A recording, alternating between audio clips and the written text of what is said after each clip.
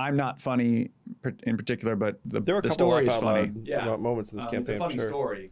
But When you mocked me, no, I'm kidding. I definitely make fun of you and myself. If you think about this, you were completely anonymous, had no business getting into the biggest stage of politics, right? And myself and the early team had combined years of political experience totaling 0. Like, we had no business running a presidential campaign. Yet we outlasted dozens of sitting senators, governors, representatives. Like I said, we built the YangGang with podcasts, memes, and math. The YangGang, you're going to love this because this is a book that you were hoping I would write, but it did not. And so Zach wrote it.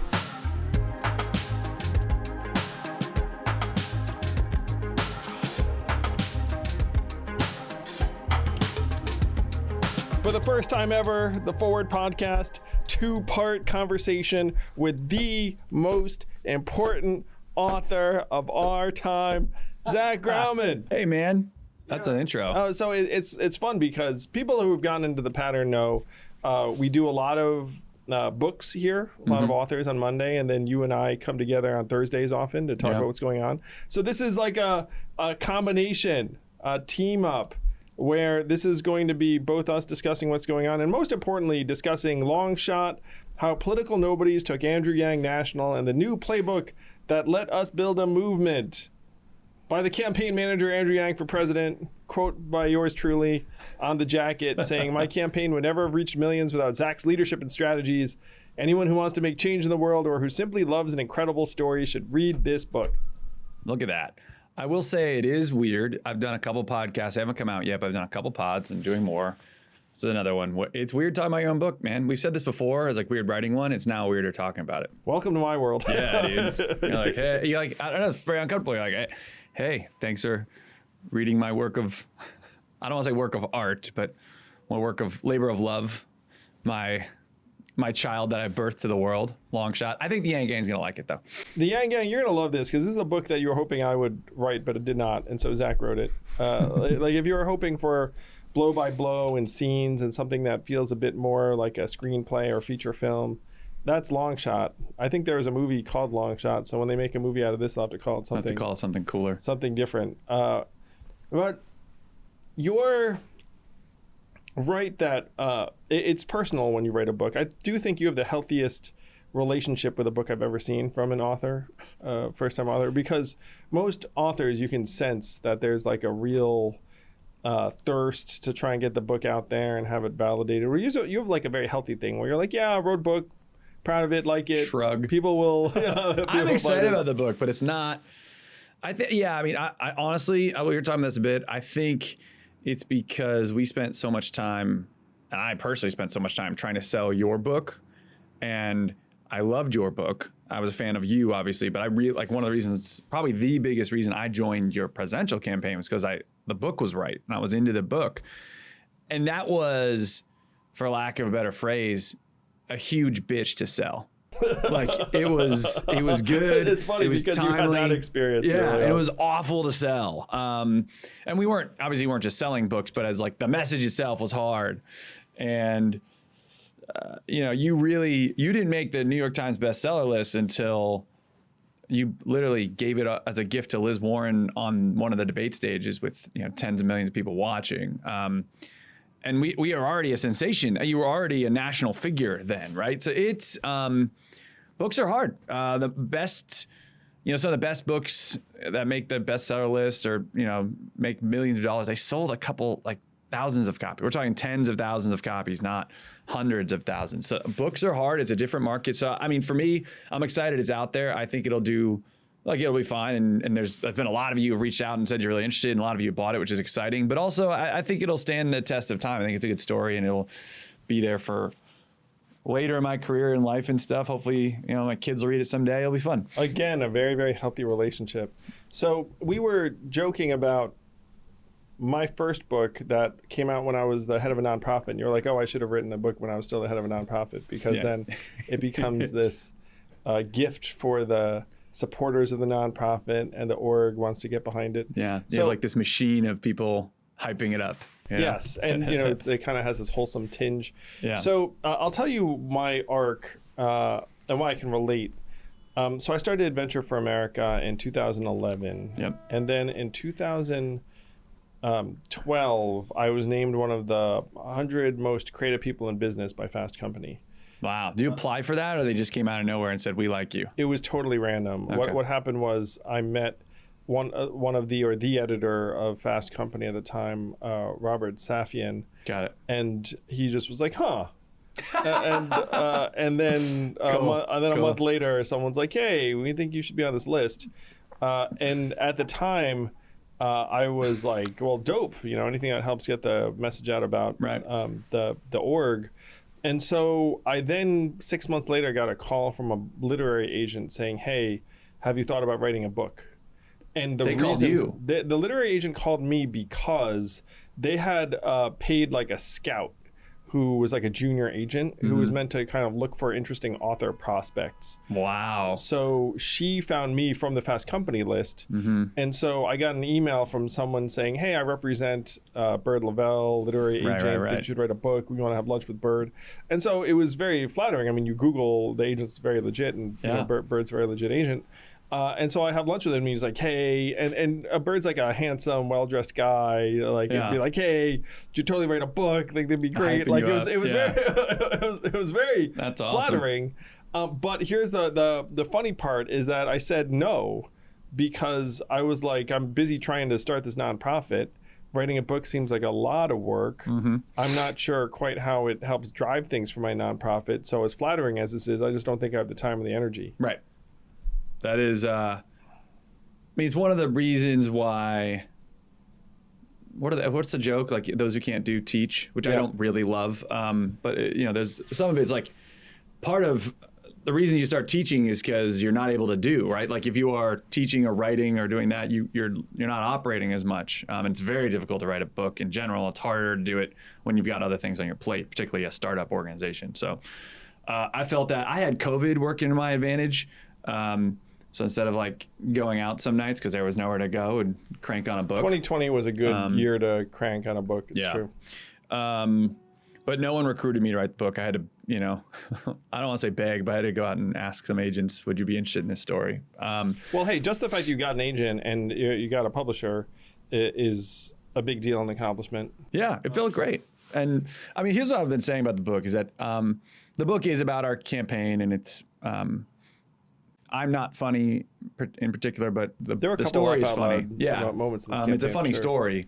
But When the you book, mocked me, no, I'm kidding. I definitely make fun of you and myself. I mean, you know, it's like accurate. Like, I mean, like, sure. Yeah, whatever. Yeah. But I would say, as much as the book is about the campaign and you and our journey, it's actually not about you. And that's kind of why I wanted to write it. Is that if you think about this, you were completely anonymous, had no business getting into the biggest stage of politics, right? And myself and the early team had combined years of political experience totaling 0. Like, we had no business running a presidential campaign. Yet, we outlasted dozens of sitting senators, governors, representatives. We raised hundreds or millions, almost $40 million from hundreds of thousands of donors in small increments. We popularized a lot of policies, not just cash relief, a bunch that are still talked about or implemented today. You outpolled our sitting vice president in her home state, qualified for 7 debate stages. All these things happen, right? And we did not particularly know what we're doing. We had no experience, right? So to me, that is not just telling about you, but that's telling about a bigger picture. And there's something bigger there. And that's why I want to write about, like, the game has changed, like, split between what the media is doing, the traditional way of doing things, and where most Americans are. And you and I were very clear-eyed in that from the beginning. So that's why I wanted to write, because I felt like it needed, like, the takeaway from Andrew in your campaign is not UBI, and it's not that this random guy ran for president. The takeaway from Andrew in the campaign was that the game has changed, and we just built a brand and a movement because of that almost overnight. So that's why I wrote it, and I hopefully got that message across. So you say that we had a grand total of 0 years of political experience, and that's no accident in the sense that anyone I talked to who had political experience was so negative on the idea. Yeah. You know what I mean? There was an inverse relationship between political experience and thinking Andrew Yang should run for president. Yes. For sure. Yes. I grew up, I was always fascinated. My mom was a teacher. My dad was an engineer type. So I was always interested in like for-profits and nonprofits, how they work together. And while I wanted to be a teacher coming out of college, I was close to taking a job for Venture for America, like Save the World, like Mom. I had a ton of student loan debt, so I took the Wall Street job, which is the other job offer I had. So I started working on Wall Street in New York, but I started volunteering. I started Suit Up. How close did you come to joining Teach for America out of college?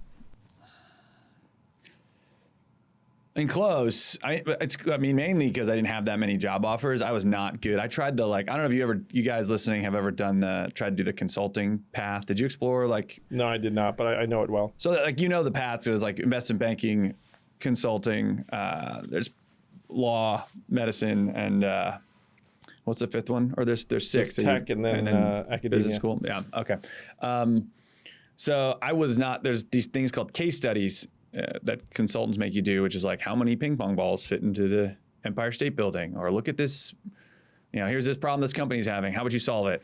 And I was awful at them. Awful. I've never. It was one of the few things I've really, really tried, and just my brain doesn't think that big. I'm either too big picture or too in the weeds on the fly like that. And so I didn't have that many job offers to answer your question. I could have worked at a marketing firm, kind of. And then the big two were Teach for America in post-Katrina New Orleans with special needs kids, or work on Wall Street at UBS.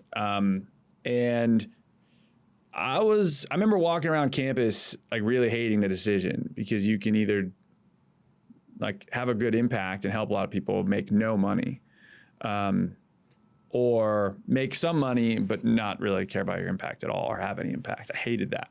But I was close. Teach for America, they kind of forgive your federal loans. They do some good stuff. So I would have got because you owed almost $200,000. Yeah, is that right? It was about 200. Which is a lot. It's a lot. And then with interest in it, just ended up being I think I ended up paying 240, something around that range. And that's with my parents helped out for a semester or so. And college is fucking expensive, man. Yeah, Jeez. dude. And then I got some scholarship money. It was awful. My brother did a master's because he kind of had to find, because he was graduating in 2000. We were both graduating in 2010, 2011. They weren't good times to be trying to get into banking, if you will, as post the 2008, 2009 kind of crisis.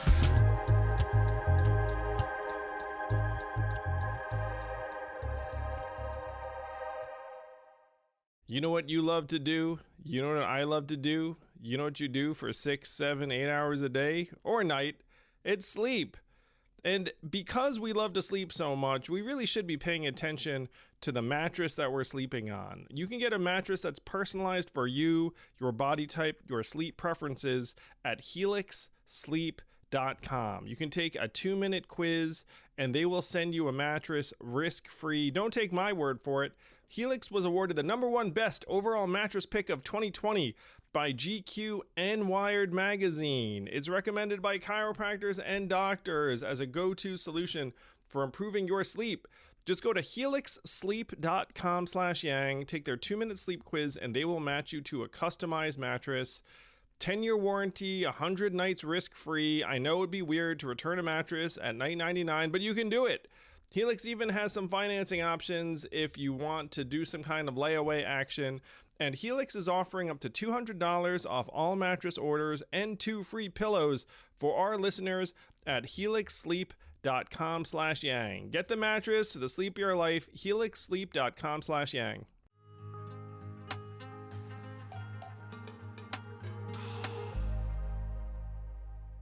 So you made the big choice to move to New York City. Yeah. And join UBS. Join UBS. That's the thing. I was I did it for the money. My first salary was around probably 60 grand a year. I mean, there was a bonus, but it wasn't huge. I remember I had $200 in my bank account. I had a mattress, a crock pot. That was pretty much what I moved with. And a little bit of clothes. And a shit ton of debt. That was pretty much it. So I was rent, and then loans start at $800 a month. Yeah. That's what they really get. You have 6 months to save up a bit. you know, and rent was whatever, 1,700. It was not a good time, but also like a fun time. New York City is a really good city to be young rent and, poor in, yeah. you know, because you had roommates in that jazz, you can right? be roommates, you can live on top of each other, you can find social opportunities that We are actually cheap. met through one of your roommates, right? Yeah. So my roommate Joe Guy, one of them, he's got the Joe Guy. I always be like, every time I was mad at him, I'd be like, no more Mr. Nice Guy. He's a really good guy, but Joe Guy's a really good guy. But he worked at Venture for America and was like so excited about it. So that's how we met. I was working at UBS. I started Suit Up, and I was looking for legitimacy. And this is a thing we felt on the presidential campaign. So Suit Up, you talk about it in the book in detail, but Suit Up is the nonprofit that you founded while doing your day job. So it was kind of a lot. Yeah. So like so I saw two things. I started volunteering a lot just to keep my sanity for like just pushing paper, if you will, or making rich people richer. I was in wealth management.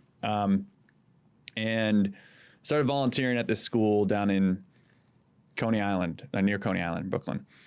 And we asked the kids, like, what do you want to be when you grow up? Like that, you know, just like, and it wasn't like a specific survey. It was just like the annual survey, right? And they all said, they were middle schoolers, and they all basically said they want to be like LeBron James or Nicki Minaj. It was like, or Beyonce. It was like athlete or pop stars, like 80% or so of the kids.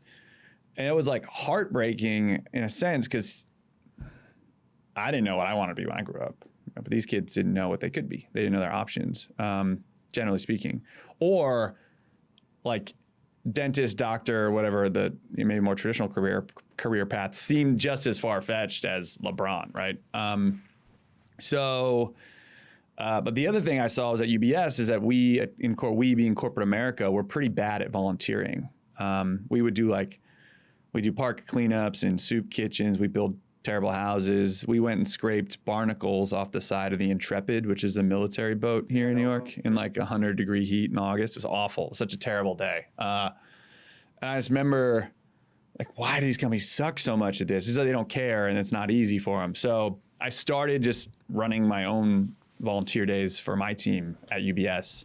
And I was like, my kids would love to work with you guys for a day. So we did something I thought would be fun would be like just a business competition for a day. So we brought my team from UBS down to a school in Brooklyn, and the kids were tasked with being the CEO of Nike for a day and had to create a new Nike shoe. And so they had to divide into teams of like 10. They got to sign UBS coaches, and they had to, you know, design a new shoe for Nike. So they had to pick a target market and design and brand the shoe, and pick a celebrity endorsement, and then act out a commercial or make a marketing pitch. And then the winning team got real money. They got like an Amazon. Well, I learned the hard way. Don't give them real cash. You can't do giving middle schoolers cash. But you give them an Amazon gift card, like the real world. And you say to them, like, you work hard in school, you get an A, but you work hard in the real world, you get paid. And what happened was, like, everybody, I mean, I say this like humbly, but everybody loved it. It was like, wow, my volunteer day was actually fun. And the kids, like, you could see them, like, their eyes lighting up, like, oh shit, this is why I do math, so I can add up how much my shoe's gonna cost. Like, it was just like this connection for, and I had, I've done it now where teachers have cried to me, and the kid that's got the hoodie on in the corner all day is the one that lights up the room because of a project like this. And what happened was, I was working at UBS, and we did this once or twice at UBS, and then some guy from PIMCO called me, like the asset management fund. He's like, hey, my friend did this volunteer thing. Can you guys do it for PIMCO? I was like, I guess so. That sounds fun. The next thing you know, I got more and more companies calling, and I started a nonprofit. And now I'm proud to say it's a $1 million organization. We've got 9 full-time employees, and we worked with everybody. You can name a company, at least in New York, like probably 150 corporate partners and tens of thousands of kids and volunteers. So you show up to work in 2010, and then you start this when? 2014. So I was like, but I'd like effed around. I had like dabbled. I founded the org, like LLC, or the 501c3 was 2014, but probably a year and a half in, I started like really seeing what this could be. But I iterated a lot. Anyone who wants to check it out can go to volunteersuitup.org to see. It's a thriving nonprofit that Zach started. So you started in 2014, and then Joe introduces the two of us in what, 15, 16? Yeah, when I was looking to be more legit. So I was looking. So in the campaign, we were looking for legitimacy, and this is a big thing, especially we're selling to legitimate buyers, right? Let's call it companies. They wanted to know, was I real? Was this a legitimate thing, right? So I was looking just for like cool people to say, hey, will you put your name on it? So I remember meeting with you, and I was excited to meet with you because you had started a nonprofit. It was stuff I wanted to pick your brain on. And I gave you the pitch, like, this is great. And you asked a couple questions. He's like, this is awesome, man. How can I help? And I was like, you can join our advisory board? The ask is literally just let me put your name on the website so I can say, yeah, these are cool people that think this is a good idea. And you like did not miss a beat, like, absolutely, man. And it was like very Andrew Yang, like, yeah, let's do it. Which I love. We'll always respect that because it costs you essentially nothing. I mean, like if the org, was, stealing money or something, I guess maybe it would hurt you, but that's probably it. But it helped me tremendously, right? Because I was looking, the model is companies pay us to run the volunteer days. So it's essentially a business. So when having Andrew Yang, I was able to get other people, and then, and now I don't have a legitimacy problem anymore, which is great, but that's the hardest part when you're first starting out, Well, other companies just look at the company roster and they're just like, yeah. Yeah, now like, oh, yeah, well, Goldman did it, that's all. But it is a startup thing. You have to find a way to give yourself that legitimacy halo. Now, if you're a serial founder, then you can skip that part sort of because everyone's like, oh, like, you. Yeah, right. That's it's your first, you're 24, right? I'm like trying to earn my stripes.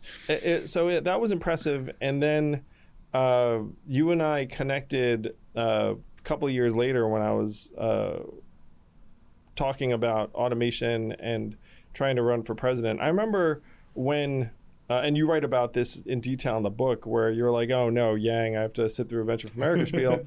But then it's like, wow, this is different. And like I went down a totally different path. So I ended up, I was in corporate strategy when Suit Up was like really taking off, and I was running, and so I had these two jobs, and my boss at the time was like, well, look, why don't you check out our client philanthropy team, which didn't really exist.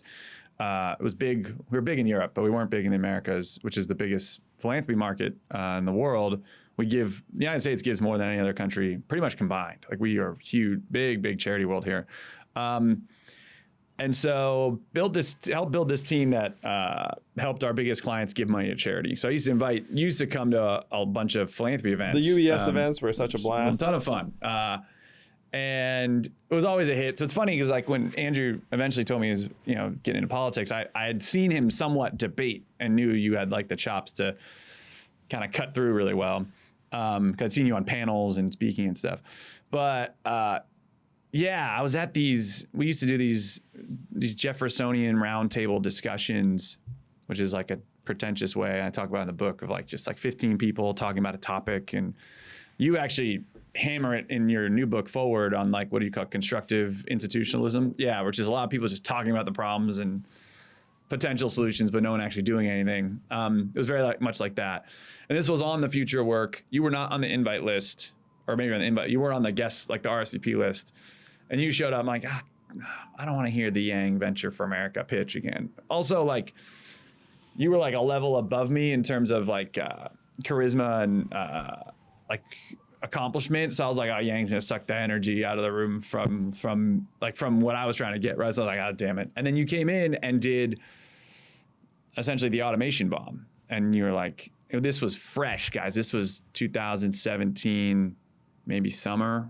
I have the dates in the book. It was early, it might have been spring.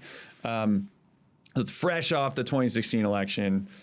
And you're like, talking about these are the top 5 jobs in the United States. Most people in half the country works in them. And what do they all have in common? We're going to automate them away. If you don't believe me, look at manufacturing. We've already automated half of these. And where do we do it? Pennsylvania, Michigan, Wisconsin, Ohio. What do they all have in common? Those are states that went from blue to red. They flipped the Trump in 2016, and that's why he won. And then you said, we need to go to universal basic income as soon as possible. So I'm running for president on a platform of universal basic income in 2020. And the room was like silent. Like, president of America? Like president of the country? And that joke never gets old for me because that's literally everything everybody's thinking. But it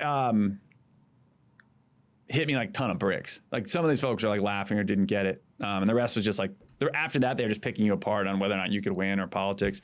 But for me, I don't know why. I think it's because I grew up middle class. I grew up like kind of like kick and scratch and crawl my way just to get out of loans, like out of student loan debt.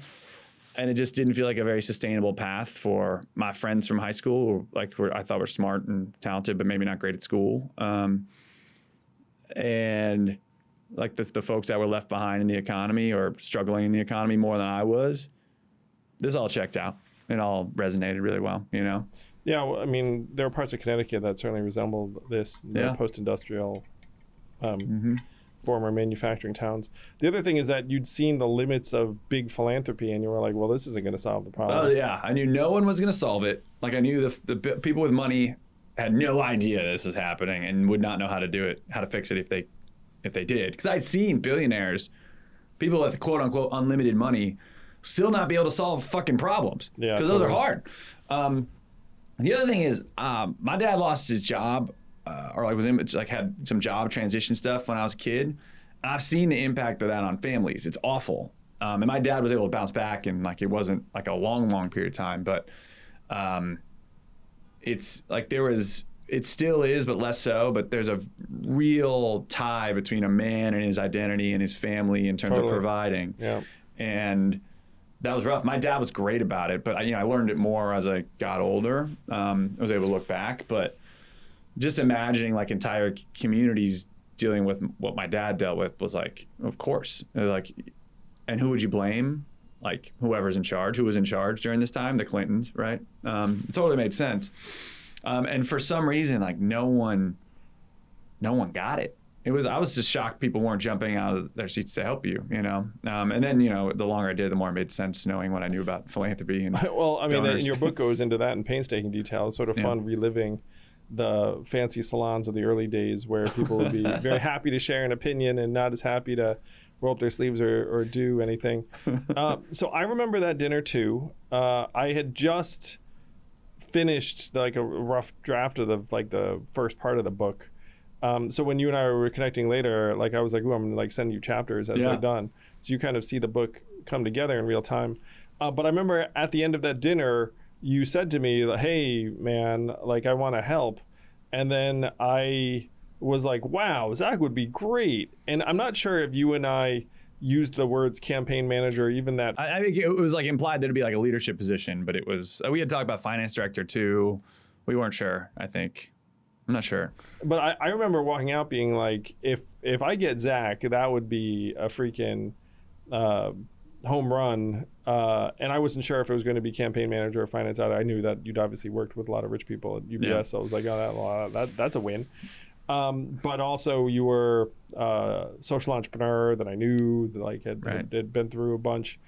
And so that like I came away feeling like, wow, I really have to try and get Zach out of this campaign. And I didn't know how serious you were at the time because it's like, well, it's obviously a big fucking leap to go from very sought after corporate job to the crazy presidential campaign, which is one reason why I resolved to send you chapters of the book as they were being written. Yeah. I remember, it's so funny because when writing this book, I got to dive into like our correspondence at the time, and I found some old emails and such. And you had said like, let's catch up, let's get lunch or something. And we ended up getting coffee a couple blocks away from my office. And you show up, you like slid it to me almost. It was like almost, I don't think you intended to be dramatic, but it was almost kind of dramatic, like sliding the book across the table. But you handed me Andy Stern's book called Raising the Floor. And you crushed a brownie there, which was hilarious. And I didn't even know, you're just like nom nom nom nom nom and like talking nom nom nom. It was awesome. But it was telling about UBI, your plans, and then I remember you showing me. I talk about this in the book, but the Washington Post has like a cool infographic on how much money people raised in the prior elections. And I said, do you think you can win? What's your plan? And you were like, well, it's. What we really have to raise like a couple $1 million. And I think I can do that with techies who are interested in universal basic income and the Asians. There's no Asian American candidates really in the field. And then if I can and here's what the Republicans did, and you were showing me, it was like, and the Republicans use super PAC money, so numbers are different. But if you looked at like, Mike Huckabee and Chris Christie and folks, like we could, we're like, if we could raise what they raised, they didn't raise that much. And like, so if you raise what they raised, you'd be theoretically as legitimate, right? So there was a plan. And then you sent me a really positive email. I quoted in the book, but it's like, let's go change the world or something like, I'm on fire for this, something like that. Very classic entrepreneur against the world type energy. But yeah, it wasn't until I read the whole book where I was like, yeah, man. Wow. Yeah, I eventually got the book in piecemeal, but yeah. Yeah, I'm super grateful to your brother Jordan because it sounds like he put you up to it in part. I appreciated the fact that you guys were reading it together too. Yeah, so I said to Jordan, like, all right, you read it, I'll read it. Because we both, like, he had another year or two of getting out of debt. I was finally out of debt. That's like my timing. I'm like, all right, I'm out. Like, I feel like I just wasted fucking years of my life. I can do something crazy that matters. And I always thought I want to run for office someday. So I was like exploring politics in some ways. Regret that. I don't regret that decision, but like, well, little did I know. Yeah, we overexposed you to politics. Conrad Taylor who was on our campaign too, was like political diehard, and he did the mayor's race more in depth, and he's like, I don't think I can do this. Like, but yeah, we both read it together, and it was like, let me know what you think. We'll give our judgment separately. And I jumped out of my bed during part of it, where it's like, and there's some data in there that we don't talk about enough. Agree. The biggest one was, not the biggest one, but the one that like hit home to me was that everybody talks about, wealth inequality. The numbers are crazy and go down. Like the average income of certain demographics in the United States are awful. Like the average income of a black male was what, $11,000 or net worth? Net worth is like 11,000. Something like 10% of that of a white family. It was awful. And then the other thing was, of the rich, the people that are quote unquote succeeding in this economy, they're just as miserable. Like their mental health, their happiness, their future prospects, you name it, everybody's miserable. So this isn't even working for the rich. And I was like, holy cow. And you actually had some solutions in there, like UBI, obviously it's never like, nothing's a silver bullet, but it would theoretically alleviate a lot of this pain, right? So yeah, I was like, well, I think my brother said to me, like, you're an idiot. He said, you're full of shit in terms of, you say you want to change the world, say you want to like leave a legacy and have an impact in this place. You're full of shit if you don't take the job. Because at the end of the day, the book was right. Like you were right. And I still believe that. And that, win or lose, we're going to be right.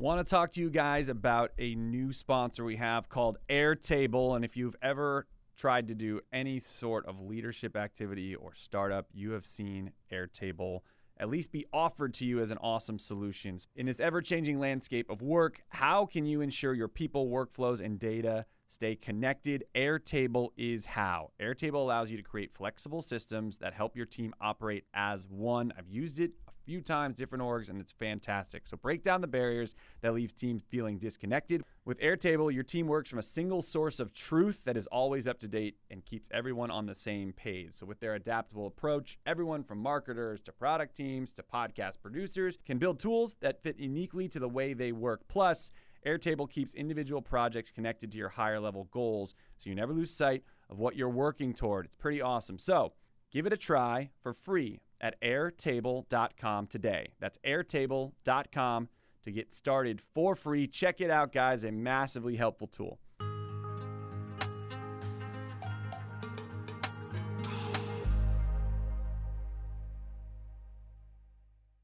So I will say that writing The War on Normal People was almost like a spiritual experience for me.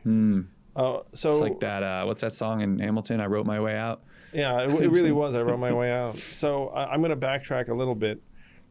So I eventually call that agent back and be like, hey, like, what does it mean to write a book? When I was trying to elevate the profile of Venture for America, and I realized a book might be helpful. Yeah. And so I wrote that book, and it had, some modest success. And then I just forgot about it. I was like, well, all right, just like wrote a book. Off. There we go. Yeah. It's like, oh, that's that.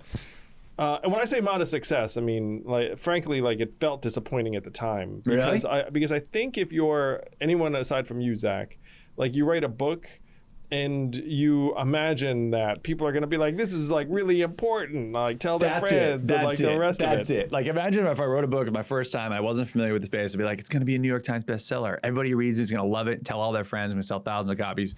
The reality is you're going to sell 50 with your closest friends and family if you're lucky, and then you'll skid your way to a couple hundred and no one will give a shit. That's probably the first author's, traditional path, I imagine. Yeah. I mean, so in my case, I sold, I sold, whatever, like 10,000 copies or something like that. Yeah. And That's great. Your first book? Yeah. That was wonderful. Thanks. That's what I'm saying. The nonprofit probably helped. You get all the fellows. Nonprofit helped. Yeah, I mean, a lot of people, like people had to the book is good though. read it if they wanted to apply. Yeah. No, they did not have to read it if they wanted to apply. But you totally would. A lot of them apply would. for VFA, like, I Yeah. read the book. Of course. I mean, you're selling a vision too. Like that's, of course, absolutely. Most people who joined the campaign read the book, right? So it became like the a document for people who are your manifest interested in Venture for America. Yes. So that's in 2014, and then I decided to run for president in 2017. I call my agent up, Bird, and I'm like, hey man, I want to write another book. It's about automation, UBI, Fourth Industrial Revolution. It's going to be like the foundation of my presidential campaign. So we write a book proposal, and it's like Andrew Yang, entrepreneur, is going to run for president on the ideas in this book. Sold 10,000 last time. Yeah. And so this was, I guess, somewhat discouraging. So the first thing you do is you go back to your previous publisher, in this case HarperCollins, and be like, hey, your author Andrew Yang is going to write the book. What do you think? And then HarperCollins has passed. and then Bird's they're hurting though. Right? They had some other issues. I think. No, they were fine. Oh, okay. Like they thought they just weren't interested. No thanks. Yeah. So then Bird's like, okay, Harper has passed. We're now going to go to other publishers and pitch this book. So we got very, very few bites. Yeah. It was like Bird, who's incredibly positive, was actually concerned, like not sure if this book's going to find a publisher. And so then Hachette ended up making an offer, and it was pretty much the only offer. So thank you, Paul Whitlatch.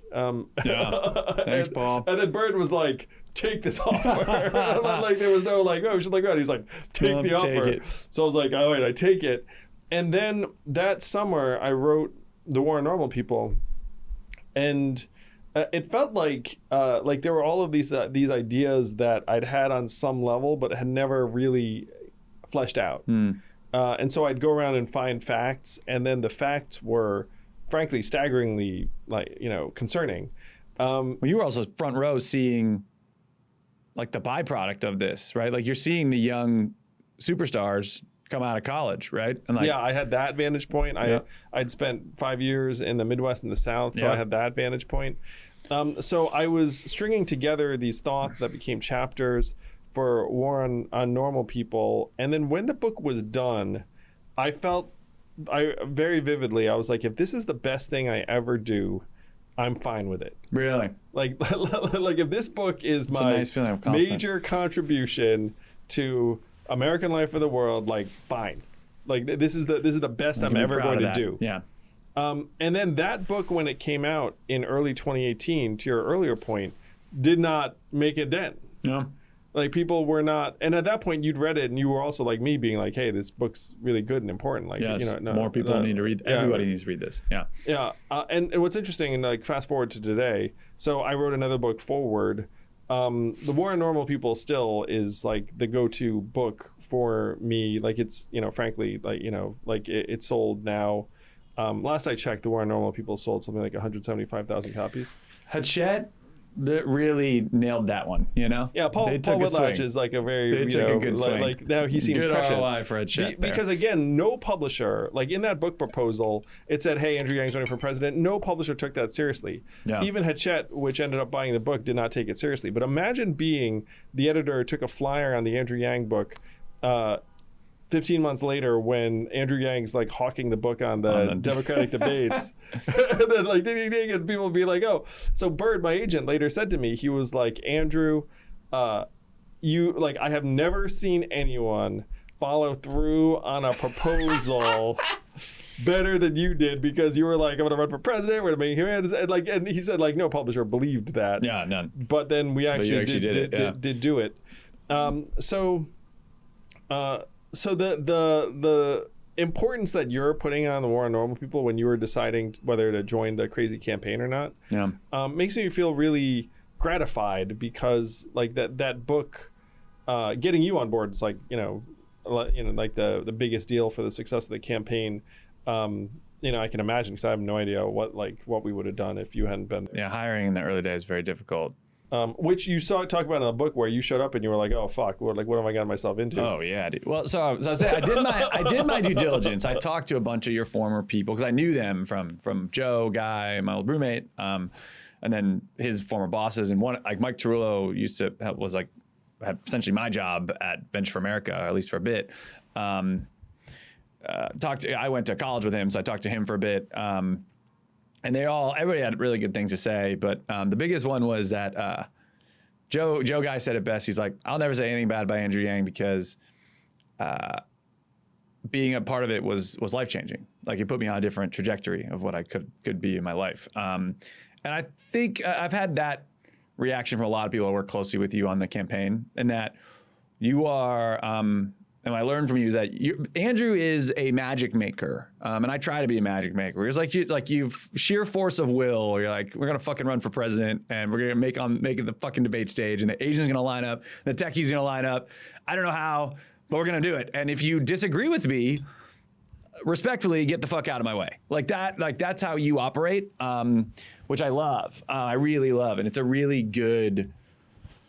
It's like almost. Not completely blind optimism, but it's almost, right? Where it's because you do look at the negatives, and you're a very rational, logical guy, but you're like, I'm choosing to ignore those because we have to be laser focused on the right mission. So anyway, so I join, I'm like, Andrew's got me this all hyped up, I'm all jacked up. It's my first day. We're like, hey, we're staying in my mom's apartment in Hell's Kitchen for a little bit till we, figure out our campaign. Yeah. And there was a guy living there, but I showed up and I was like, it's like the first day of the rest of my life type energy. And I get there and it's like Muhan's not even awake yet. The guy living in the apartment, it smells like dude. There's just boxes of books. Like, fuck, there's a picture of this, like in the book. It's like, there's boxes of books everywhere. There's nowhere to sit, really. It's not a great working environment. The Wi-Fi is not fast enough for 3 or 4 people. It was, and like no one's worked on a campaign before. Like Frawley, who ended up running our merch, was he worked in digital advertising. He's like 23, I think. Muhan was like an engineer from I think Venture for America startup that didn't go well, and me, and then eventually Carly and Matt. And Matt was like a LSAT teacher at the time, like brilliant policy wonk, but no politics. Carly never worked on a campaign. That was pretty. There were a few others, but that was. So yeah, I remember you showing up, and then the apartment, was not suitable for anything. And then one of my first things was like, "Hey man, go find us an office." Yes. And you did a great job. You found us a dope. We found a fun office that we ended up taking over that building in a way. Yeah. So the office on 39th Street, off of. Between 7th and 8th Avenues. Yeah. So it's adjacent to Times Square. It was right next to both a nice fast casual sushi place, next to a comic book shop I used to frequent in my 20s. That I stopped doing. It was on 40th and 7th. And right next to a sports bar called Carragher's that it was like a healthy smell of fried food coming out the windows. So you found this office, and the office was hardwood floors, high ceilings, natural light. Yep. It was maybe like 2,800 square feet or something along those lines. Mm-hmm. So it had a really good vibe to it. Yeah. I don't know how into physical spaces you are.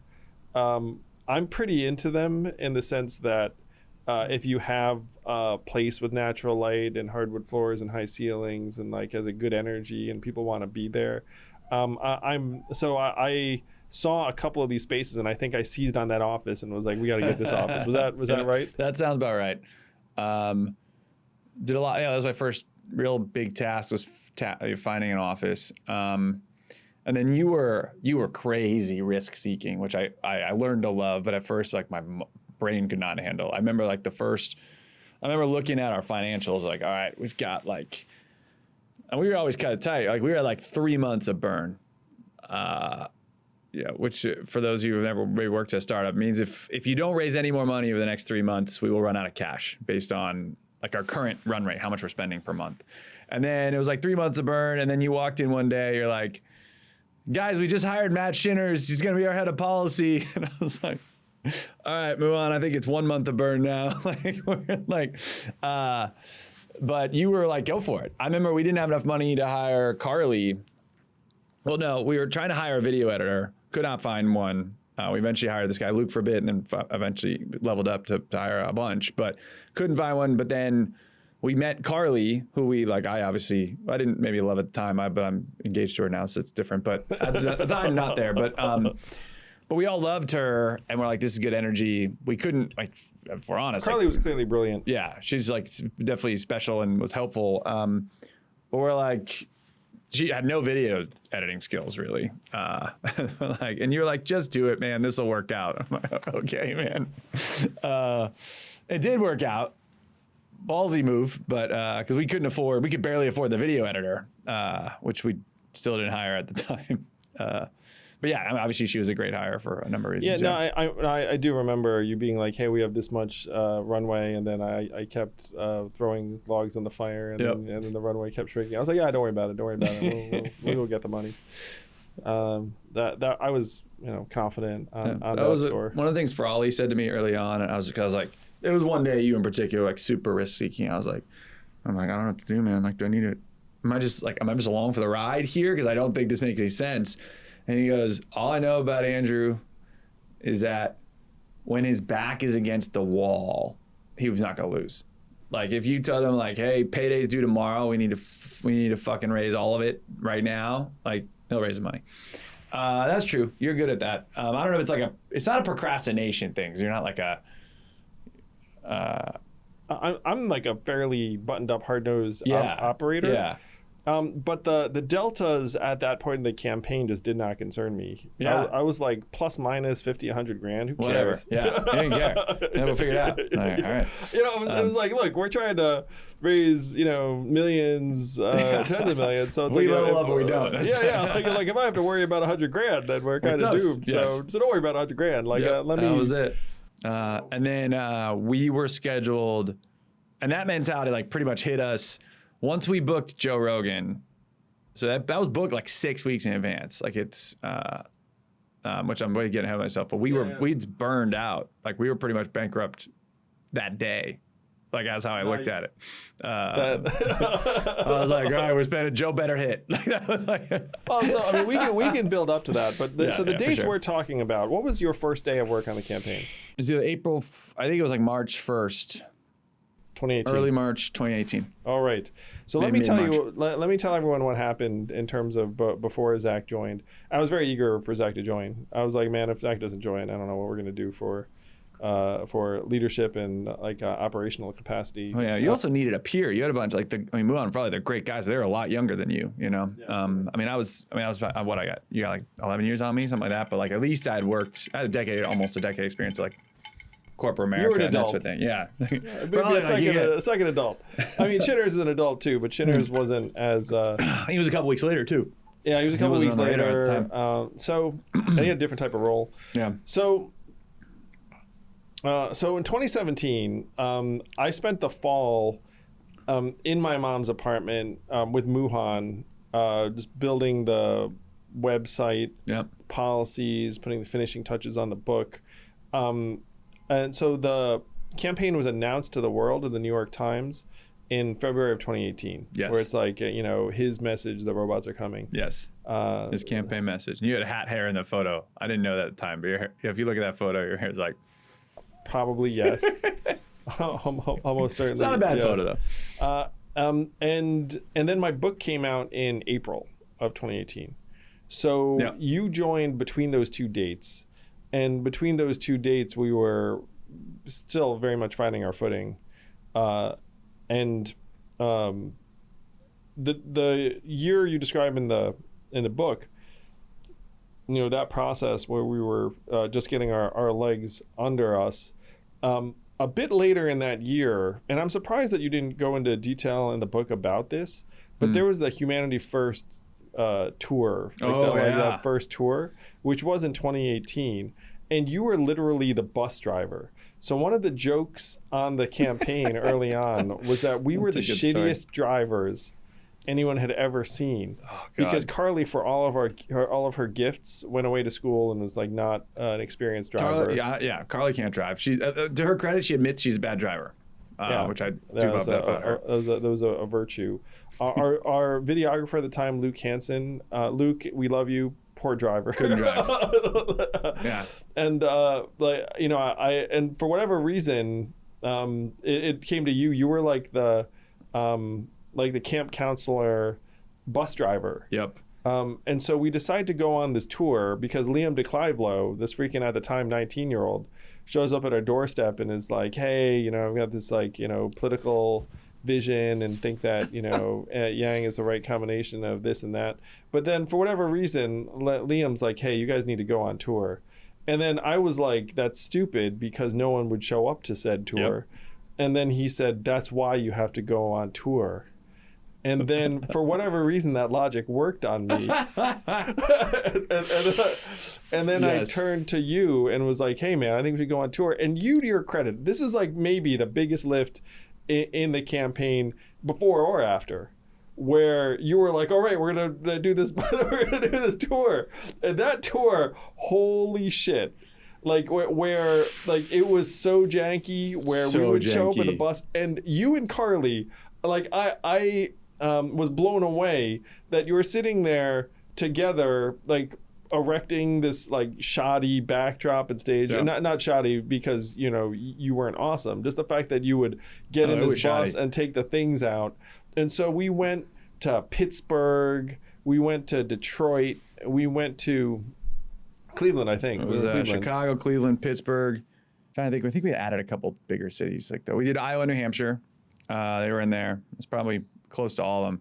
So a couple of these things made the cutting room floor because there's only so much you can write about how shitty we were. And so I think that's where our editor's like, probably not. And also is trying to keep it moving and keep it, but so we did a couple of things. So this is fun. If anyone knows Liam, who runs Humanity Forward, the 501c4, he shows up to I just joined, so I was not aware of like the team calendar or Yang's meetings, that sort of thing. So he shows up like a couple weeks after I'd started to your mom's apartment.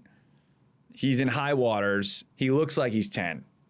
And he's a hyper nerd, like speaking a mile a minute, just all about political jargon and that sort of thing. And he sits me down. I'm like, who is this kid? What meeting have you just taken? Like, what is going on? And he sits me down and gives me this like framework for how someone should run for president. And we still use it it's brilliant. And he's a political junkie, and he joined the Bernie campaign before he took off. He joined the Beto campaign. That's why he couldn't work for us full time at the time. He joined Beto before Beto O'Rourke was a thing in Texas. He's very, very good at finding these candidates, and Yang was like his third, hit, if you will. And so, but yeah, he's young. This is the type of people that would come in the office all the time. But then we did this Humanity First tour. I remember asking him, like, this is like the dumb questions we have to ask ourselves. Like, besides raising money, like, what are you supposed to do when you're running for president? Because you can't just go, I mean, you could like spend, like, that sounds like a dumb, stupid question, but actually think about it. Like, do you spend all your time like trying to talk to Iowa voters? Are you trying to get press all day long? Are you trying to throw a rally? Like, what are you supposed to do? And the answer is like, no one really knows. It's pretty much anything you want, but you want some form of to drive money, polling, and crowd sizes, right? Or essentially polling and press. I talk about those kind of three cars all connected. So if your money, so imagine three cars, you have money, you have press, and you have crowds, and they're all connected by a chain. And so if you have one that's really fast, but the other two suck, it'll slow you down. And sometimes they can pull the others forward, but they hold you back. You want them all cranking. And we had none We're 0 for 3. We're over 3. But yeah, Liam's like, you should go on tour just to see if, get some content of you speaking and see what happens if crowd-wise, see if you can get used to building for events and such. So we did. And I drove a 15-person passenger van. It was wild. Those are awful to drive. I really felt for you, just like parking that thing. Oh, man. It got towed in Chicago. Oh my gosh, it got towed in Chicago. Oh, and my wife Evelyn showed up to that event in Chicago with the kids. I forgot about that. Ev showed up, and then we got these I basically got a big ass. They're called a step and repeat, if you will. They use these big galas that had like Humanity First tour on it, like Universal Basic Income, Yang 2020. We tried a couple messages, and then we had to get it to all the events. So we actually ended up buying 2 of them and took one to Iowa, one to other places. And there was no trunk space in this van. So but the open space in the middle. So we had all the shit in the middle of it. And then Carly and Liam were typically in the back. So we'd go 4-hour, 10-hour drives with 2 of us in the front and 2 of us literally 15, let's call it 6 rows away in the back. It was very strange. We had these shitty risers, milk cartons for Andrew to stand on. I remember vividly getting on top of the milk carton. Yeah, and a shitty AV system, because we did these events at a Detroit, whoever would do it for free. Detroit Bike Factory. Thank you, my friend Zach Bashak. Yeah, they're awesome, really, really good entrepreneurs that liked you. They'd heard you on Sam Harris or other places. But talk about we tried to get press to come. No press was coming. Almost. We almost had someone come, but yeah, it was we just did events that no one gave a shit about. Calling local reporters, being like, "Hey, Andrew Yang is coming to town." Yes, we were and we would you would take a photo, because we would get Chicago. We got a couple hundred people, and that was cool. A lot of Sam Harris fans in Chicago, apparently. But we, Iowa or Detroit, you're not getting more than 20 to 40. But you'd take the photo angled over someone's shoulder to make the crowd look bigger, And so that's how you knew. If you guys wanted a good tip, if you see a politician post a photo and it looks like they've zoomed in tight to the crowd, it means there was no one there. Yeah, it's a good. Anyway, so that was wild. That tour, wow.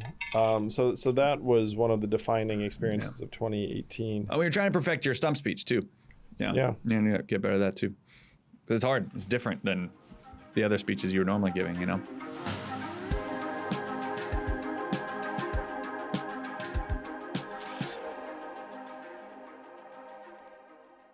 Yeah. So around this time, and you start getting into this in the book.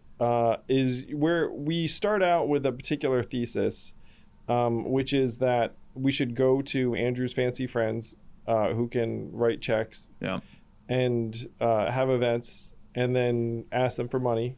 The maximum you could give at the time was maybe $2,800, something like that. So if you do some math, you'd be like, hey, you get 20 people to give you $2,800. That's $56,000. You're cooking more with than gas. our monthly burn. Yeah, so that's great. Let's go do that. Yep. And then you painstakingly detail in the book why that did not happen. And one of the things that made me laugh out loud was so here's the order of operations. I call a friend of mine. I'm like, hey man, I'm running for president. They're like, yeah, I know. I'll be like, hey, will you have an event for me? And then it's hard to say no to someone when they're on the phone with you when you're their friend. So they're like, sure. So that I then email and be like, thanks, man. CCing my campaign manager, Zach, who could help plan the event. And then you talk about how they try and duck they you, just duck me for weeks, man. They don't get back to you, and then eventually you move them to get a date on the calendar, and then you say in the book, and then my suffering became theirs because then they had the job of trying to get people to come to an event for the Andrew Yang presidential campaign. And they start out with these visions of being like, oh, everyone's going to donate $500 to be there. And then when they find that doesn't work, then they start downgrading it to free. It's free. They'll donate after they get here. They don't. Andrew will be so compelling that then they will. Yeah. Nope. Never happened. It was, there's a whole chapter in there why fundraising for campaigns sucks. It's awful. It's one of the biggest gatekeepers to our shitty political system is that you have to raise money. You have to play the quantity game with rich people, because you can't, if you're young, if you're new to this, you can't crowdfund your way to relevance out the gate. Because everyone thinks you can and you cannot. You cannot, because you need, think about it, you need tens and tens and tens of thousands of people to give you $5. I'm going to demonstrate for you the logic that everyone uses that is 1,000% wrong. Do it. Hey, I've got 10,000 Twitter followers, so if only 10% of them give me $25 each, that means that I'll be able to raise $25,000 by just my Twitter followers if I send a tweet. Yep. In real life, how much will that tweet raise for that person? $200. Yeah, probably like, and one person will give $100. Yeah. It'll be 10 people max will donate, unless they're used to donating to you. But even then, it'd be low. Yeah. So getting people to donate to our campaign in 2018 was really hand-to-hand combat. We had like a bell we'd ring every time someone donated. Remember that? I would personally send an email or a note to everyone who donated for a while, and then they'd be like, "Is this real? Real?" And I'd be like, "Well, yeah. Thank you for your $6 donation. Yeah, thank you. That's one of the things you have to do to try and cultivate early supporters." So, but you write in the book about how the average yield from these events was? I mean, you had a number. I can't remember, with $2,300, like something. It was less than the max, I think. It was like 4,600. Oh, maybe it was 46. It was less than the couple. Yeah, that was less than the couple max. That's it. Yeah. I should get used to nailing my numbers from the book though, because you were good at that when you talked to me. You do your book. So one of the funny things too is I would remember an event being a dud because we had lots of dud events. Yeah. But I couldn't blame you. I couldn't blame my friend. The only person I could blame is me for not being cool enough that people want to donate just to show up and hear me talk, or even donate after hearing me talk because I'm so compelling. So from my perspective, it was like, well, no one to blame but myself. It was awful. I have a whole chapter, like a page in there on like how the bullshit we would say to ourselves, like each other, to like build each other up. That was funny too. Like we were like, don't worry, man, they'll donate next time. Or oh, this person, this famous person had heard of you. They're excited. Look at, they're following you on Twitter. Like, you try to distract you, like the bullshit Kool-Aid we were drinking. Yeah. And then we were like distracting each other, because I will say to you, if I was self-conscious at all, it was not for my own sake, but it was for you, because I'm like, oh shit, Zach might get demoralized if these things keep just being duds. Because again, like I would look in the mirror and be like, well, it's clearly on me for just not being good enough or cool enough. Did you feel self-conscious at the time that you were like, hey, I'm not able to? Probably not. You probably just blamed me too. I mean, it was tough to blame you because of how awful it was. It was just, honestly, who did I blame? You didn't know, like for me, I'm a big, like, try everything once or as many times as you can and see what you didn't blame anyone. That's good, man. Not really. Yeah. I mean, like there were times I was like, it was more like, like a big thing to me was where I would get mad at is some of the fundraisers or the people being full of shit. There was so much full of shitness. Yes. Like there's still a couple people. Like, I'm going to raise you tens of thousands of dollars, and like nothing. Oh, no, the worst part is, okay, here's the deal. I have tried to raise money for people and failed. That shit's hard though. And that is acceptable. But if that happens, I damn well better max out. Yeah. so like at least say like, hey, my wife and I at least going to donate more than we thought we would. That's the egregious thing. Yes. Is that if someone really exerts themselves, or no, I mean they couldn't exert themselves that much, because like if they're not able to do it, then they just cut the check themselves, which is, by the way, not what they said they were going to try and do or whatnot. Right. And there are people who 1,000% could afford that easily. Yes, and they didn't. And that's what was frustrating. And so that was the frustrating thing for both of us, where we would go to a home, and the home was very fancy. It was easily worth millions and millions of dollars.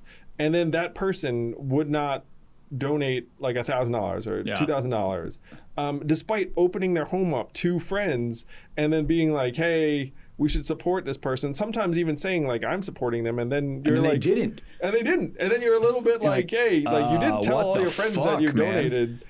So like watching things like that unfold, it was a little bit like,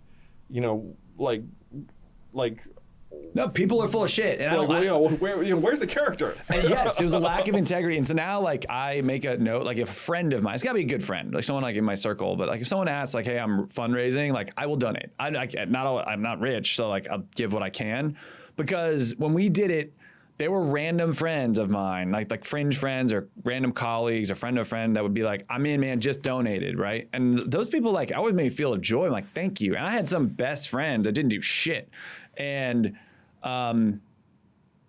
it's I call it FOSS, full of shit. And that was, we felt that all the time.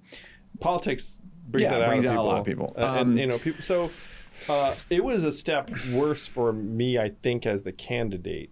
So for you, they were like, I tried my friends, but it's very different. Like trying to, and even for you, I mean, you felt strongly about it, and you were clearly taking a risk, and you know, you were dedicating your career. So if someone loves you and supports you, they'd be like, oh, I should do something else. Right. Yeah.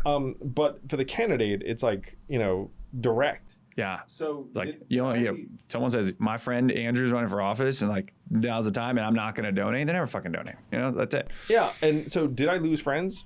Totally. Yep. Like, am I still pissed off at like some people that were close to me who just, like, you could tell were like more concerned about how it would reflect on them? Yeah.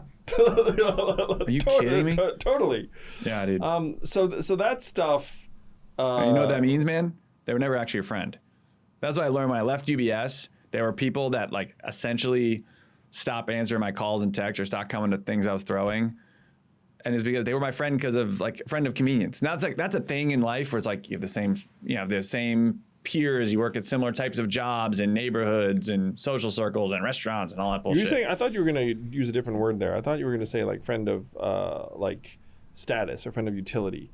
Because if you were, let's say, a different type of friend, in wealth management at UBS, then people would be like, oh, like this person could be really useful. Oh, if I had they don't suit up, yeah, because I was tied to the job or the status or yes. So when someone takes on a role where they can no longer do things for people, and then people then lose interest in that person, so that's like a utility relationship. It's sad. Yeah, it's sad because I grew up like my parents were weird, and I love them to death. They're fun, they're like great, but they had weird nerdy friends, like a lot. And I was always, I was a kid, and like, or it says I got like in that middle school or high school too cool for school phase, and I never really understood. But as I got older, I understood. My parents have friends that would take a bullet for them, and they still to this day, right? I've thrown surprise parties for my parents, and these friends are the type that will fly from Buffalo or from Connecticut if they're in Florida, wherever it is, to come, and they wouldn't miss that for the world, right? It's like that. They may be weird, they may, their kids are weird or like whatever, but a real friend, and my parents never valued that. And it took me a while to learn that. It actually took me leaving UBS to realize what the hell a friend means. Like a friend loves at all times. And that shit's biblical. So it was very, I wrote about this in the book. No one gives a shit. Most people do not give a shit. They say they do, they act like they do on a high level, but a lot of people, as soon as your utility runs out or the social status runs out, they don't give a shit. And the worst part, I'm going ahead, those are the same people that are going to talk about how good of a friend they are to you and how well they know you when you are having success later.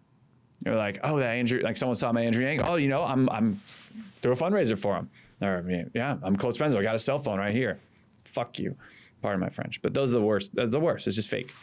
Drive me nuts. Sorry.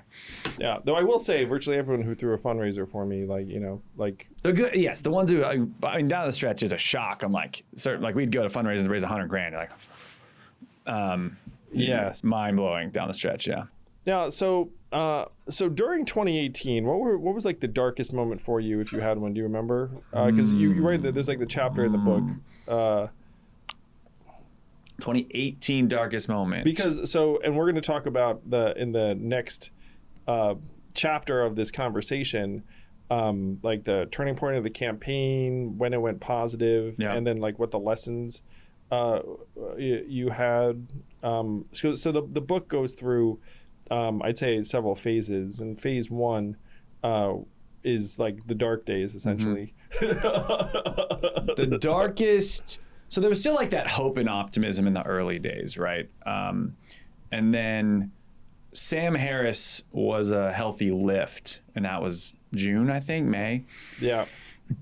And so there was this hope that if we got the message out there to the right audiences, or any big audience, in the right format, it would work. Because we raised a good amount of money and had some decent crowds. I mean, 100 people in Chicago, or almost 300 people in Chicago, if I recall. That's bigger than everybody but the top 6 candidates at the time were getting in terms of crowd sizes. Pretty much, yeah. So like we had that, we didn't have legitimacy, but I would say the darkest days were sometime between Sam Harris and before we found out we were going on Joe Rogan. Because it was like, I don't see late 2018 was a difficult time. Yes. So so the summer, I'm on Sam Harris, and then right out of that, I get invited to speak at the Iowa YangGang. That's right. Which felt like a big deal. Yes. Yeah. and the fact that I went to the Iowa YangGang is probably what eventually landed us on the Iowa poll that ended up determining debate qualifications. That was New Year's or so when we found out. Yeah, but for whatever reason, that we had a running joke that you didn't like Iowa because like you were tied up that weekend. My brother got married that weekend. Yeah, that's a big deal. I was so pumped to go, and it was my brother's wedding, and I was like, obviously, Jordan would be fine if I missed rehearsal dinner, and you're like, dude, stop. Yeah, just go to the wedding. Stop. I was the best man. Like, please stop. yeah, totally. So we're not having this conversation. You're missing Iowa. So I go to Iowa, and then there's this period during the summer where it feels like we're making headway. But then like, the end of 2018, I thought was a tough time, and the midterms really ended up blotting out a lot of political energy. Like no one, because like the only people in the field at that time I think were like John Delaney and me, so like no one was thinking about it. But one of the tougher times, and we managed to frame it positively, is we had a New Year's fundraiser that year that lost money. That at least one person asked for a refund. Because they were, so disappointed in. Now the refund, she was. I don't think she was justified in the refund. The party wasn't that bad. Like we did have open bar and food and decent crowd. But yeah, we did lose money. Yeah, it's not great. Yeah, so it failed on its own terms because it was theoretically a fundraiser. It was theoretically a fundraiser. It was definitely a camera angle type thing. So we, took some good pictures. But I remember that this person was disappointed enough, and I think it was like what pained me about her was that she was clearly a supporter, and then she showed up, and because it didn't feel like real enough, she actually felt like it reflected negatively on her that she was. I can't believe I would support this or whatever. Yeah, because like it didn't feel like like it was significant enough, and so then we gave her a refund, and we're like, sure, sorry. Of course, but I do remember thinking it's like, well, this is not a good sign because I'd thrown New Year's Eve parties that made money, as just like just as a party. Yep. Yes, that was my biggest thing. A lot of people didn't want to spend New Year's related to politics in the slightest. As in hindsight, learned that. Anyway, but I will say this: like I say this as a friend, like, and I can say this in hindsight now, like knowing you better. You were taking a lot of the stress and weight of the campaign personally during those times. Like you were not as probably happy as I saw you. Like from June 2000, or let's call it May, post Joe Rogan is a bit of a roller coaster. Like it's not fair to evaluate anyone's personality during that like year stretch. But knowing you and like your normal baseline of happiness, like you were like stressed then, taking a lot of this shit personally. It wasn't every day, but it was hard on you. It was hard on all of us. The dog days of the campaign, it was like winter 2018. Winter 2018 was the tough. Yeah, I'd say that no one cared. Midterms had just happened, and we're always like, after midterms, everyone will care, and no one was fucking caring. The new candidates were declaring all the time, and we were not part of the conversation. I'd show up to something, and like people would totally, if not ignore me, like definitely there was like a lot of tacit snubbing going on. Yep. Oh man, it was. I have a sample email, it's a verbatim email that I wrote to a reporter who like left you. Like it was like basically Julian Castro, I think, announced, and it was like the only other candidate who's announced his campaign is John Delaney. And I was like, and us, remember and us, talk about us. We were the free hugs guy in their eyes. So I talk about this, like we had to, this is like the point of the book. So we had to compete not just with, so there's it's like 1,500 Democrats, I think, that run for office every year. It's 3,000 people across the party run for president every cycle. And there are only like 29, let's call it major candidates. So what's the difference between those 29 and the other thousands? Is legitimacy. And so the free hugs guy runs. There was a woman named Lisa Simpson we met who legally changed her name to be like the Simpsons character. Like she's running for office. Like Yang was that to some in the early days. And to be fair, there wasn't much difference on paper. Besides, I mean, you were an impressive guy, but some of these people are regular business folks. And we had raised some money, but we were trying to get out of that, and that was hard. And that was the thing. So we learned this very quickly and painfully, was that we are in the attention economy, which means attention is the most valuable resource. In order to get all the other resources you like time and money, attention is it. And what does that mean? It didn't mean we weren't just competing with the other candidates. Not only the free hugs guy, we weren't competing against Liz Warren and Joe Biden and Bernie Sanders and the usual suspects alone. We were also competing against Taylor Swift and Kim Kardashian and the HBO hit series, whatever it is that Friday night, and Netflix and whatever, Spotify, whatever is your friends are texting you, everything that you're getting information loaded onto you, we had to compete with that too. And that actually changed the equation because we didn't have to be, like if we didn't do everything Kirsten Gillibrand was doing, it actually didn't matter because no one was paying attention to her either.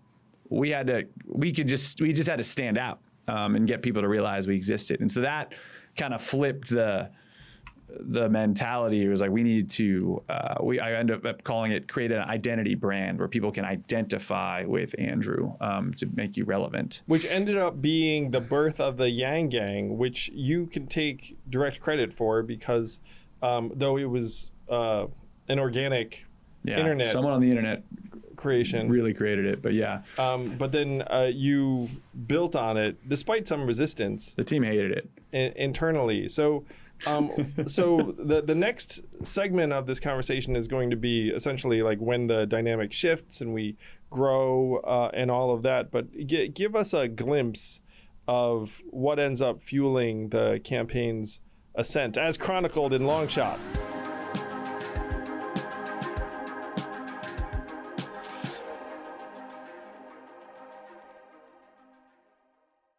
So how do you compete in the attention economy? Two ways. It's volume and relevance. Volume is like Bud Light marketing, which I talk about in the book, is that when people just beat you into submission with their ads or their content, right? It's why Target emails you 20 times a day or Bud Light has 1,000 commercials. It's not because they have anything new to offer. They just want you to know they're there. We did not have enough money to do volume. So we had to go the relevance route. We had to make you relevant, and relevant to who? And we needed to make you relevant to people that would easily connect. So we created what I call identity branding, where folks identify with you. And the ways I talk about the book, where you create a like us persona, you find your tribe and you let them in. And so the like us persona was branding you in a way that I felt like you say like us in front of us, like us, we are forward looking and logical, and we like math, and we're an entrepreneur or whatever it is, right? I mean, you could say that about there's a lot of good brand, like Target, Disney, they do this well, right? But letting people know this is where we are, like us, you can be like us. And then we had to go find them. And finding them, we really wanted something that was visceral, where people could identify with. So if you think about 2016, as it was the recent example we were looking at, it was like, if you were voting for John Kasich or Ted Cruz, what would you say? Like, I'm on Team Kasich, or I'm voting for Ted. There was nothing there. But Trump, what would you say? Like, people would say, I'm MAGA. Or sometimes I'm on the Trump train, but I'm MAGA, make America great again. And it was this visceral, like right here. And people felt connected to Donald. So we wanted that. And someone posted, so Andrew's army felt lame. Team Andrew didn't work. And then we saw hashtag YangGang on one of our early posts. And I was like, that's it. That's it, because it's visceral. And you can say, I'm YangGang, or like, I'm kind of YangGang. Am I in the, you can say it using a sentence better. And I remember saying to the team, was like, we're calling it YangGang, and they hated it. Like Carly was like, it sounds like gangbang, like no one's gonna like it, it's weird. And then I remember saying, all right, fine. you have to come up with a better idea in like, I think it was like 10 days or a week, or if not, we're going with YangGang. And they didn't, because it was good. It was good for us. You know, I wouldn't recommend Joe Biden having a gang, but for us, it was a way to rally our supporters and help them feel part of the campaign. And then from there on, we had to go find that tribe, because actually when we first announced YangGang, it didn't like take off. It was like a slow burn, if you will. I don't know if you remember correctly, but so approximately what month was this? It was probably early January. I think we did a YangGang. We started using it in early January 2019, and I think we wanted to up we just thought it was better to have more donors from our email list. So we actually started taking Venmo. I remember trying to take money through Venmo, but I kind of was like, oh, we should do it totally, because that's like the easiest thing for a young person. So then it got people giving us $1 via Venmo, which is, we violated a whole bunch of FEC rules doing that. We had to go back and paper it up. It's fine. Yeah, it's fine. Got the info. It was great, because we had like a 4,000 person email list, and it got us like 50% of that email list eventually donated, which is really good if like for numbers wise, because it was so simple, just click and send a Venmo dollar. Well, this truly is the beginning of the rise, because it's January 2019, and around then they announced the criteria to get on the debate stage, which was the push to get 65,000 individual donors. Sam Harris helped a lot. We knew like what we wanted to be, and then we just needed to find them. And so the traditional playbook where you get the pundits and the endorsers and the mainstream media and the high dollar donors and the political consultants, we weren't getting any of those. So we had to go the other way. When we went podcasts and alternative media and social media. I do a lot of Wired and tech press. Yep. When I say we built the YangGang in the book, I say we built the YangGang with podcasts, memes, and math. And so podcasts were like this long form way to get your message out with people who were more ripe to hear it, I think. And you got really good at talking on podcasts.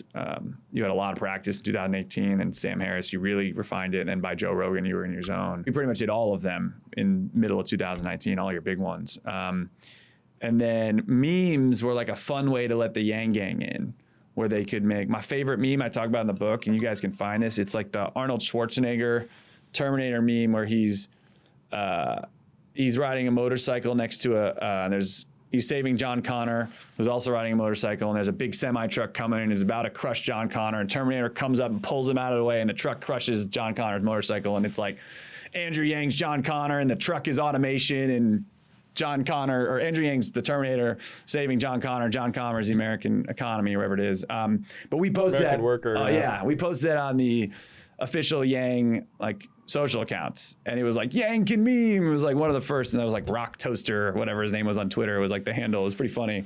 But we started just leaning into memes all the time, and they were a really good way to like make it fun, secure the bag, like stuff like that started coming out, and we just like, if the YangGang posted something fun, we fired it up, right? We leaned into it. In the beginning, you were still like a business speaker, you know?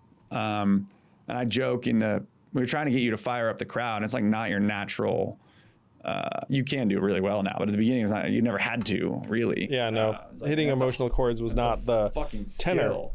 And so we were trying to get you like fire people up, and you were just like, to your credit, like really trying to figure this out, and you like give all your your speech, and everybody's captivated, and then you're like, now who's with me, or whatever. Like you were like, it was like kind of, it wasn't landing, and Frawley had the idea, is like, why don't we just give people math signs? Like what? He's like, yeah. So when he says numbers, people can be like math, and we're like, I don't know, that might be fucking brilliant, man. So it was so it was in Baltimore, right? It was in Baltimore. It was right after Joe Rogan. We hadn't really hit yet because it just came out, right? But it was a decent crowd, and a couple hundred people. And we had fucked up so many ways in this rally. Like, so first of all, we had the signs, and we forgot to print them double-sided. So the photos of the back of the crowd is just a white piece of paper up there. Like, oh fuck, hold them backwards. It was awful. But then the other thing we fucked up, we didn't tell you that we were doing this math thing. So you're like, oh, I've looked at the numbers, and then all the crowd just starts going, math! And you're like, oh. And then they went nuts again, like, yeah! And you're like, fuck yeah, let's do some fucking math! And like, play some nuts. We're like, all right, we nailed this.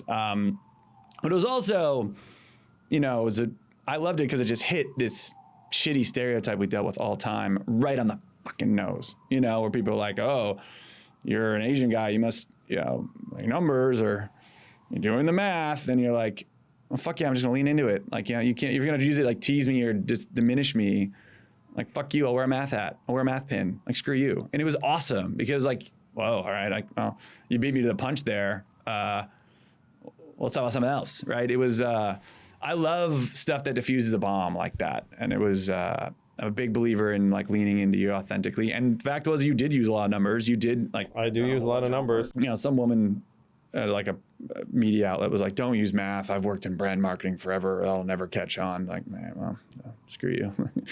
we got bad advice all the time. It caught on. So on the next podcast, which is going to be on Thursday, we're going to talk about the rise, 2019, the debates and all of that. But in the meantime, get your own copy of Longshot, How Political Nobodies, that's Zach, took Andrew Yang, that's me, National, and the new playbook that let us build a movement by first-time author, I'm sure not the last, Zach Graumann. Zach, congratulations. The book is tremendous. I had a blast reading it. It was a trip down memory lane for me, but anyone who had any investment emotionally in our campaign is going to love it. And it truly is the book that a lot of people hoped I would write. And as usual, you did it and I didn't. So congrats, man. I'm so pumped for this to be in people's hands. Thanks, man. Yeah, to be continued, huh?